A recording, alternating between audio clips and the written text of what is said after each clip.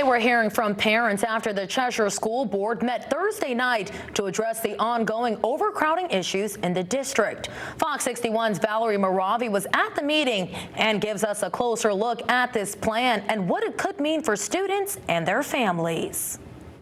Well, Thursday night, the school board did not take any vote on this plan, but officials say they're hoping to relieve some of the anxiety the overcrowding issues have caused in students and families.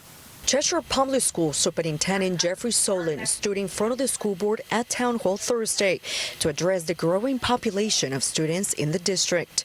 The bonds to your current school that all of our kids and families have is incredibly strong, and so we have to think about how do we make a good, again, long-term decision for our community and also support our families and our students who are currently in our schools. I mean, that's why we're here every day to support our kids.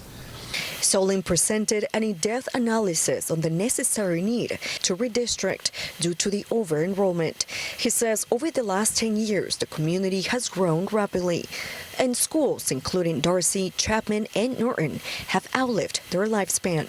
So he says the district needs to reset attendance zones to ensure schools are not over capacity. He says if the plan is voted on, a priority waiver will be put in place for families who get redistricted, and one of those priority decisions will be given to Barnum and Chapman students in grades 4th and 6th and their siblings. In worst case scenario, Solon says, you know, what happens if 100% of Chapman students, every single one that's redistricted, says, yeah, I want to go to Barnum, and 100% of the Highland students who say that that are redistricted to Barnum, if none of them say they want to go back to Highland.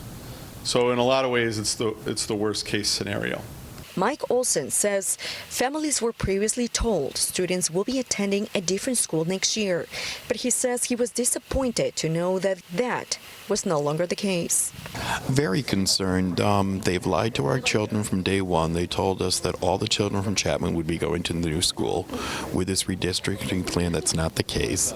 They chose to go with the redistricting plan that has the most disruption in students, 40% of the students being disrupted. That's unacceptable.